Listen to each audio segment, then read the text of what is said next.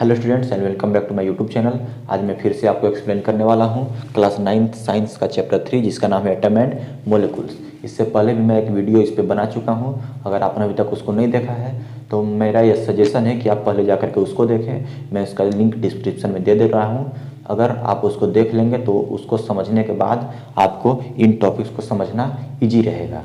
तो पिछले वीडियो में हमने यह समझा था कि लॉज ऑफ केमिकल कॉम्बिनेशन, उसमें जो अलग अलग फिलोसफर्स के जो फिलोसफी थे, मतलब कि जो अलग अलग लोगों की सोच थी वो क्या थी। तो उसमें हमने देखा था 2 इंडियन फिलोसफर्स और 2 ग्रीक फिलोसफर्स, उनके थॉट्स और उनके आइडियाज़। और उसके बाद हम लोगों ने 2 फ्रेंच साइंटिस्ट। तो उस आइडिया या उस फिलोसफी में क्या थे, तो उसमें थे 2 लॉज थे जिसको हम लोग जानते हैं लॉज ऑफ केमिकल कॉम्बिनेशन से। और उसमें 2 अलग अलग लॉज थे जिसमें से फर्स्ट था laws of conservation of mass और सेकंड था लॉज ऑफ कांस्टेंट प्रोपोर्शन। तो मैंने पिछले वीडियो में ये एक्सप्लेन किया था कि उस समय तक कोई भी साइंटिस्ट या फिलोसफर उस चीज़ को प्रूफ नहीं कर पाए, वेरीफाई नहीं कर पाए, वो बस एक आइडिया बन के रह गया। अब उस आइडिया के या उस स्टेटमेंट के अप्रोप्रिएट एक्सप्लेनेशन के लिए, जो कि किस चीज़ का आइडिया था, तो वो था आइडिया ऑफ डिविजिबिलिटी। तो हम लोग यहाँ से हम लोग आज का टॉपिक को शुरू करते हैं। तो आज हम लोग बात करने वाले हैं appropriate explanation for idea of divisibility, जिसको दिया था जॉन डाल्टन ने। और हम लोग इसको एक और नाम से भी जानते हैं जो कि है डाल्टन्स एटॉमिक थ्योरी। तो appropriate explanation for idea of divisibility मतलब कि अगर हम लोग किसी भी चीज़ को, पार्टिकल्स को डिवाइड करते जाएं, बांटते चले जाएं, तो एक समय ऐसा आएगा कि हम लोग उसको और तोड़ नहीं सकते हैं। किसी भी पार्टिकल या किसी भी वस्तु को विभाजित किया जाए, मतलब उसको डिवाइड किया जाए, ब्रेक किया जाए, तो एक सिचुएशन ऐसा होगा जब वो डिवाइड होना बंद हो जाएगा। मतलब कि वो सबसे उसका छोटा रूप होगा और उस छोटे रूप को हम लोग जानते थे एटम के नाम से। अब उस आइडिया को करेक्ट एक्सप्लेनेशन तो उसको दिया किसने, तो जॉन डाल्टन ने। तो appropriate explanation for idea of divisibility was given by John Dalton. John Dalton was an English scientist, वो एक अंग्रेज थे। तो उन्होंने कुछ पोस्टुलेट्स को दिया। अब यहाँ पे एक हमको वर्ड मिलता है पोस्टुलेट्स। इसका मतलब क्या होता है, तो ऐसा चीज़ या ऐसा स्टेटमेंट जिसको हम लोग मान लेते हैं, मतलब वो अपने आप में स्वयं सिद्ध होती है, उनको हमें साबित करने की ज़रूरत नहीं पड़ती है। तो जॉन डाल्टन ने पार्टिकल्स के डिविजिबिलिटी को एक्सप्लेन करने के लिए एक वर्ड का सहारा लिया और वो वर्ड था एटम, जिसको ग्रीक फिलोसफर्स ने दिया था। अब उस वर्ड से उन्होंने कुछ पोस्टुलेट्स दिए। मैं इनको एक एक करके आपको एक्सप्लेन कर देता हूँ। उसमें से कुछ मेजर पोस्टुलेट्स, मतलब कि जो कि मुख्य पोस्टुलेट्स हैं या जो मुख्य सिद्धांत हैं, वो क्या थे। तो सबसे पहला है all matter are made of tiny particles which are also known as atoms. इसका अर्थ ये हुआ कि हमारे आसपास जितने भी मैटर हैं, जितनी भी वस्तुएं हैं या पदार्थ हैं, वो सब किसी न किसी छोटे पार्टिकल से मिलकर के बने हैं, छोटे छोटे कणों से मिलकर के बने हैं, जिसको क्या हम लोग कहते हैं, एटम कहते हैं। और वही एटम्स या वही छोटे छोटे पार्टिकल्स किसी भी केमिकल कॉम्बिनेशन में या केमिकल रिएक्शन में पार्टिसिपेट करते हैं, मतलब कि कोई भी रिएक्शन में वो हिस्सा लेते हैं। एक दूसरा पोस्टुलेट था atoms are individual particles means they can not be created और डिस्ट्रॉयड। इसका मतलब कि एटम्स को हम लोग और फर्दर डिवाइड नहीं कर सकते, मतलब एटम्स को हम लोग तोड़ नहीं सकते हैं और एटम्स को ना तो हम लोग बना सकते हैं और ना ही हम लोग नष्ट कर सकते हैं। मतलब कि एटम का सृजन और उनका विनाश दोनों ही असंभव है। अब बढ़ते हैं तीसरे पोस्टुलेट की तरफ। तो वो था atoms of an element are identical, मतलब कि किसी भी एक एलिमेंट का, जैसे अगर हम लोग कार्बन लेते हैं तो कार्बन का एक एटम और कार्बन का दूसरा एटम, ये दोनों एक जैसे होंगे, मतलब कि आइडेंटिकल होंगे। इनके जो प्रॉपर्टीज होगी वो आइडेंटिकल होगी। और वो क्या में आइडेंटिकल होंगे, तो आइदर इन मास और इन केमिकल प्रॉपर्टीज, मतलब कि उनका जो मास है, भार है, वजन, वो एक बराबर होगा और उनके अंदर जो केमिकल प्रॉपर्टीज हैं वो भी एक जैसे हैं, मतलब वो दोनों एक जैसे बिहेव करेंगे। अगला पोस्टुलेट था atoms combine in ratio of small whole numbers, मतलब कि एटम्स अगर वो किसी दूसरे एटम्स के साथ कंबाइन हो रहे हैं, मतलब मिल रहे हैं या बॉन्ड बना रहे हैं, रिएक्शन कर रहे हैं, तो उस समय वो स्मॉल होल नंबर्स के रेशियो में कंबाइन होंगे। पांचवा पोस्टुलेट था kinds of atom and number are constant in compound. अब अगर हम लोग किसी एक खास कंपाउंड को लेते हैं तो उसमें जिस एटम से वो कंपाउंड बना है वो और कितने एटम्स से मिल करके वो कंपाउंड बना है वो, ये दोनों हमेशा कांस्टेंट होंगे, मतलब कि ये कभी भी चेंज नहीं होंगे।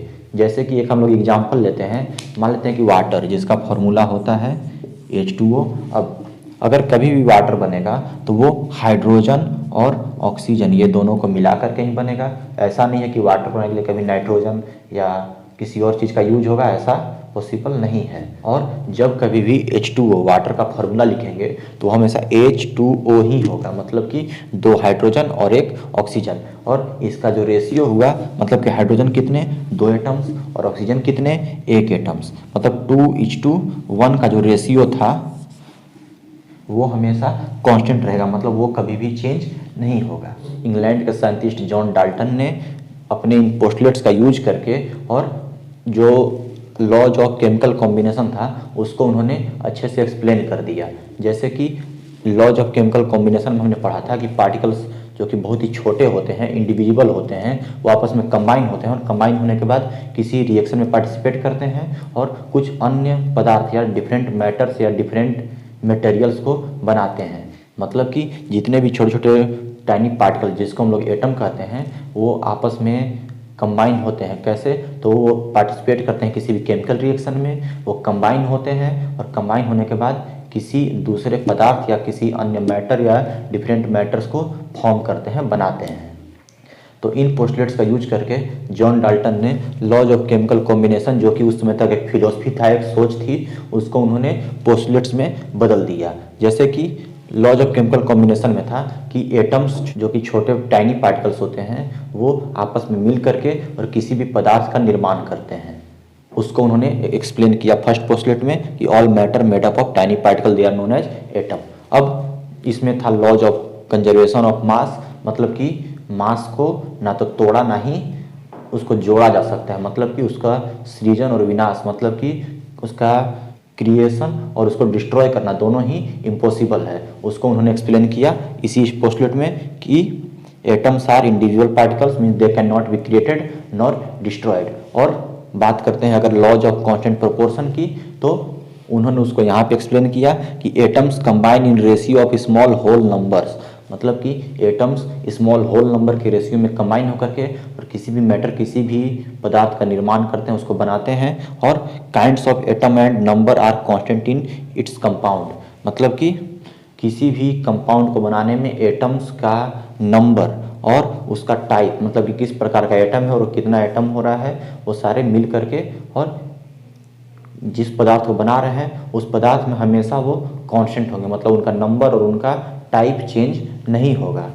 परंतु जैसे जैसे टेक्नोलॉजी आगे बढ़ती चली गई, ये पोस्टलेट्स जो कि डाल्टन ने दिया था उस समय तक जो कि सही थे, बाद में उनमें कुछ ड्रॉबैक्स आने शुरू हो गए, मतलब कि उसमें से कुछ खामियां, कुछ गलतियां निकलनी शुरू हो गई। जैसे कि पहला ये था कि एटम्स आर इंडिविजुअल पार्टिकल्स, मतलब हम लोग एटम को तोड़ नहीं सकते हैं। लेकिन बाद में ये पता चला कि एटम को तोड़ने के बाद उसमें सब एटॉमिक पार्टिकल्स जैसे कि न्यूट्रॉन, प्रोटॉन और इलेक्ट्रॉन भी प्रेजेंट होते हैं, जो कि एटम के अंदर प्रेजेंट होते हैं, मतलब कि एटम्स के अंदर भी सब एटॉमिक पार्टिकल्स होते हैं। अब बात करते हैं नेक्स्ट पॉइंट की। तो जॉन डाल्टन ने कहा था कि atoms of an element are identical in mass, मतलब कि किसी भी एक एलिमेंट के जितने भी एटम्स होंगे उनके मास हमेशा आइडेंटिकल होंगे, मतलब वो एक बराबर होंगे। लेकिन बाद में उसमें भी ड्रॉबैक्स आ गए। जैसे कि हम लोग ये जानते हैं कि कार्बन क्या होता है, तो कार्बन का 2 मास होता है। एक कार्बन होता है जिसका मास होता है 12 और दूसरा कार्बन होता है जिसका मास होता है 14। तो यहाँ पे एक कार्बन जो कि एक एलिमेंट था, यहाँ पे हमको 2 अलग अलग मासेस मिल गए। इस तरह से बहुत सारे एलिमेंट्स मिले जिनके अलग अलग एटम के मास डिफर हो जाते थे, मतलब कि उनके मास या उनका भार अलग अलग होता था। इसी तरह से अगला पॉइंट था कि atom of different elements have different masses, मतलब कि अलग अलग एलिमेंट के अगर एटम को अगर हम लोग तौलते हैं तो उनका मास अलग अलग आएगा। लेकिन उस सिचुएशन में भी उनका ये स्टेटमेंट गलत साबित हुआ, क्योंकि अगर हम लोग एक एग्जांपल लेते हैं कि आर्गन और कैल्शियम, इन दोनों का अगर मास हम लोग निकाले तो वो आता है 40, मतलब कि आर्गन का भी मास 40 और कैल्शियम का भी मास 40। अब ये दोनों अलग अलग एलिमेंट्स हैं, आर्गन और कैल्शियम, लेकिन उन दोनों का मास सेम आ गया 40। तो यहाँ पे भी उनका ये पोस्टलेट गलत साबित होता है, मतलब कि उसमें कुछ खामियां या गलतियां निकल जाती हैं। लेकिन इन सब के बावजूद जो डाल्टन्स एटॉमिक थ्योरी है अभी भी हम लोग उसको स्टैंडर्ड मान के चलते हैं, क्योंकि जितने भी पार्टिकल्स हैं, जितने भी मैटर्स हमारे आसपास दिखते हैं, जो कि नज़र आते हैं, वो बनते हैं किस चीज़ से, तो एटम से। और अभी भी हम लोग ये मान करके चलते हैं कि इन पोस्टलेट्स में से, हालांकि इनमें कुछ गलतियां थी, लेकिन अभी भी ये पोस्टलेट्स को हम लोग यूज करते हैं या उसको अपने केमिस्ट्री में या केमिकल साइंस में उसको अप्लाई किया जाता है।